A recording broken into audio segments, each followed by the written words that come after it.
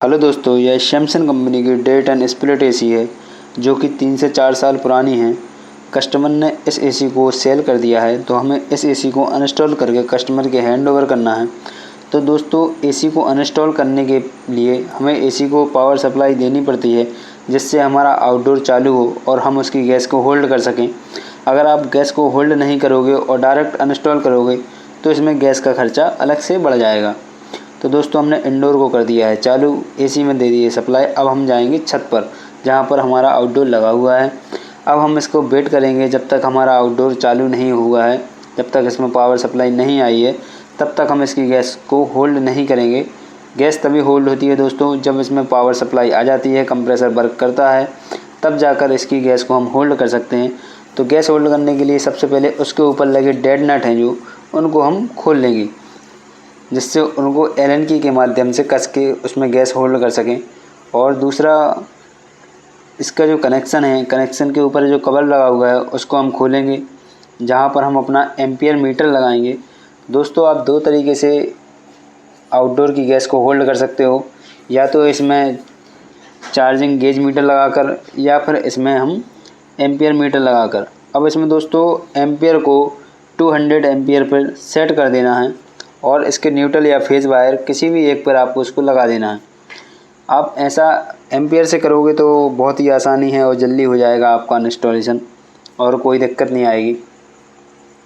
और वैसे आपको पूरा तामझाम फैलाना पड़ेगा, तब जाकर आपकी गेज मीटर लगेगा।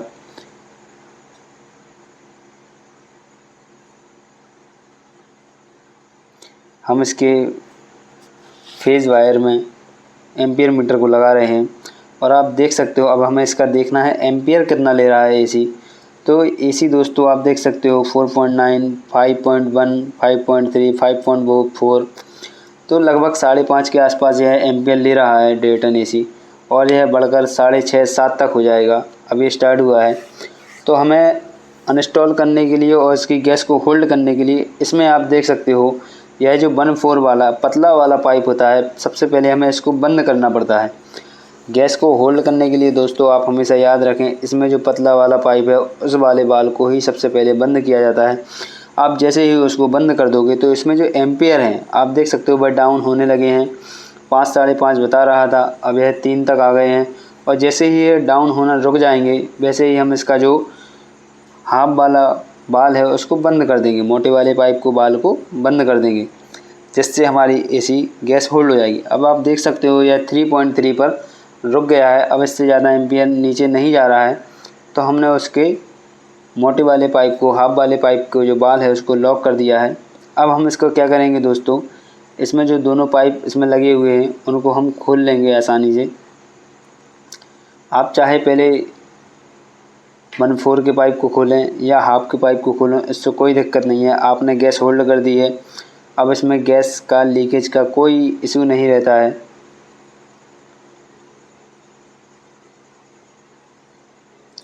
हमें दोनों यह नट खोल लेना है आसानी से। दोनों पाइप को इससे डिसमेंटल करने के बाद, यह जो हमारा आउटडोर है यह स्टैंड पर कसा हुआ है बाल माउंट, तो हमें इसको खोलने के लिए इसके ऊपर यह 4 स्क्रू से कसा हुआ होता है, 4 बोल्ट से, तो उनको हमें खोल लेना है। अब एक यह है और यह है और 2 पीछे हैं। तो ये तो सिंपल है दोस्तों, मैंने इसको खोल लिया है। अब इसको खोलना अगर मैं बताता आपको तो बहुत समय लगता और वीडियो बहुत लंबी होती, जो कि लंबी वीडियो करने का कोई मतलब नहीं है। अब आप देख सकते हो यह सीमेंटेड है, इसको हम निकाल देंगे सीमेंट को, और इसके ऊपर जो टेप लगी हुई है उसको आसानी से खोल लेंगे, और इस पाइप को यहीं से सीधे नीचे की तरफ निकाल लेंगे।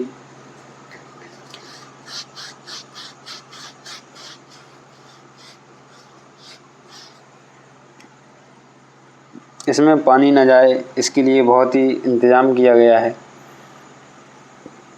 इसमें बहुत ज़्यादा टेप लगाई है, और प्लस इसके अंदर प्लास्टिक की बोतल भी लगी हुई है, जिससे पानी अंदर ना जाए। और दोस्तों, इसको निकालने के लिए इसके जो पाइप हैं, जो बेंड हैं, उनको हमें सीधा करना है, नहीं तो यह पाइप इस होल से बाहर नहीं जाएंगे। तो तब तक हम इनको सीधा कर ले रहे हैं। और इसमें ज़्यादा दोस्तों जल्दबाजी नहीं करना चाहिए, यह जो पाइप हैं अगर आप जल्दबाजी करोगे तो यह बेंड हो जाएंगे, पंच हो जाएंगे, जिससे पाइप ख़राब हो जाएगा और आपको काट के दोबारा वेल्डिंग करनी पड़ेगी। इसीलिए थोड़ा सा सब्र रख रख के काम करना चाहिए। और इन दोनों पाइपों को हमने सीधा कर लिया है।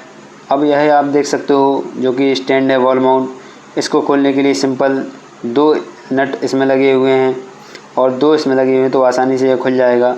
अब हम इसके नीचे चलते हैं जब तक हमारा हेल्पर उसको खोलेगा। अब हमें इसके स्टेबलाइज़र में जो कनेक्शन है इंडोर यूनिट का, उसको हमें अलग कर लेना है।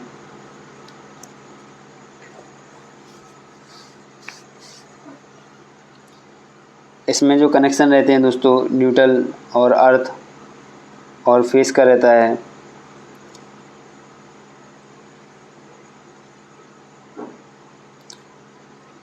इनको हम खोल के तीनों को बाहर निकाल लेंगे, जिससे हम अपने एसी को बाहर निकाल सकें। अब हमें दोस्तों इसके जो पाइप हैं ऊपर जो फ्लेयर नट से कसे हुए थे वह तो हमने खोल लिए हैं, पर आप देख सकते हो इंडोर से जो आउटडोर के लिए पाइप जाते हैं उनके बीच में नीचे तरफ इंडोर तरफ भी यह कसे हुए होते हैं, तो हमें यहाँ पर भी उनको खोलना पड़ता है। तो सबसे पहले इसके ऊपर जो पन्नी लगी हुई है जो कि पानी को बचाती थी कि अंदर नहीं आए, अब उसे हम सबसे पहले निकालेंगे। और यहाँ से यह जो पाइप कसे हुए रहते हैं इनको हम खोल लेंगे इंडोर से। तो सबसे उसको खोलने के लिए दोस्तों आप कोई भी पाइप 2 में से एक खोल सकते हैं पहले, उसमें कोई ऐसा यह नहीं रहता है कि कौन सा पहले खोलना है कौन सा बाद में, आप किसी को भी खोल सकते हैं। तो हमें दोनों ही पाइपों को अलग कर लेना है।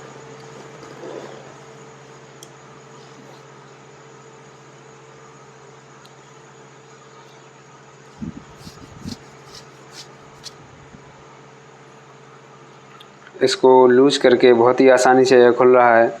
ऐसे ही इसका 1/4 का पाइप भी थोड़ा सा लूज करेंगे तो यह आसानी से खुल जाएगा।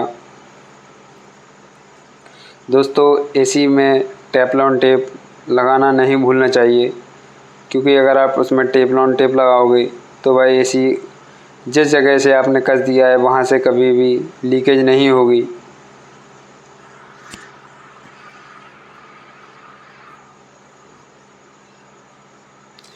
इसका 1/4 का पाइप भी खुल गया है।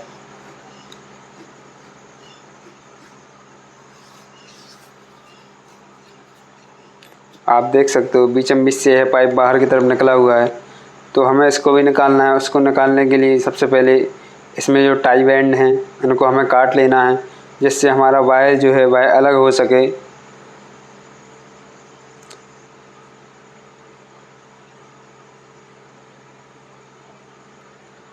पाइप को बड़े ही आसानी से धीरे धीरे करके निकालना है।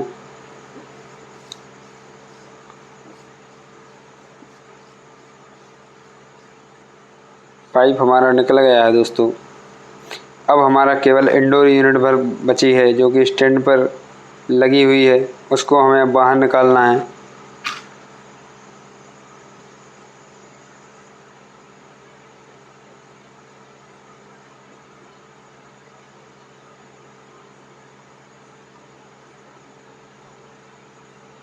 अब दोस्तों इसको बाहर निकालना है इंडोर यूनिट को। तो इसमें दोस्तों क्या होता है, जो नीचे के तरफ जहाँ पर लॉक फंसे हुए होते हैं वहाँ पर एरो का निशान रहता है, तो वहाँ से हम इसको ऊपर की तरफ उठाएंगे और ऊपर से इसको हम बाहर की तरफ निकालेंगे तो हमारा एसी निकल आएगा।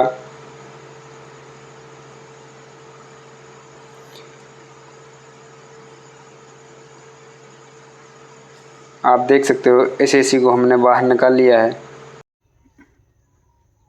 आप देख सकते हो यह इसका एरो है, जहाँ पर हम इसको ऊपर की तरफ प्रेस करते हैं तो भाई नीचे का लॉक उसको निकाल देता है बाहर की तरफ। दोनों साइड ही इसमें एरो रहते हैं और आपको इन्हीं एरो को देखना पड़ता है हर एसी में कि कैसे हमारा एसी इंस्टॉल होगा। आप देख सकते हो यहाँ पर लॉक इस तरीके से फंसा रहता है और जैसे ही हम नीचे से ऊपर की तरफ उठाते हैं तो हमारा जो उसमें लॉक फंसा हुआ है वह ऊपर की तरफ उठता है और एसी से बाहर आसानी से निकल आता है। तो इस प्रकार आपको सभी एसीओं में देखना पड़ता है कि उसका कहाँ पर निशान है और कहाँ से वह लॉक खुलेंगे। अब हम इसकी प्लेट को निकाल लेंगे और एसी में ही लगा देंगे जैसी उसमें लगी आती है। दोस्तों अगर कोई भी आपको लग रहा हो कुछ समझ में नहीं आया हो तो आप कमेंट कर सकते हैं, मैं और वीडियो बनाऊँगा। और अगर आपको वीडियो हेल्पफुल लगी हो तो वीडियो को लाइक कर देना। अगर आप नए हो तो चैनल सब्सक्राइब कर लेना।